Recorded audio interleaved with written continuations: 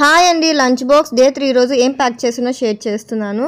ముందు రోజు నైటే హాఫ్ కప్ పెసరపప్పు తీసుకొని నానబెట్టుకోవాలి. మార్నింగ్ ఆ వాటర్ అంతా తీసేసి నీట్గా వాష్ చేసుకొని మిక్సీ జార్లోకి వేసుకోవాలి. ఇందులో 2 పచ్చిమిర్చి, చిన్న అల్లం ముక్క, కొంచెం జీలకర్ర యాడ్ చేసుకొని ఫైన్ పేస్ట్గా బ్లెండ్ చేసుకోవాలి.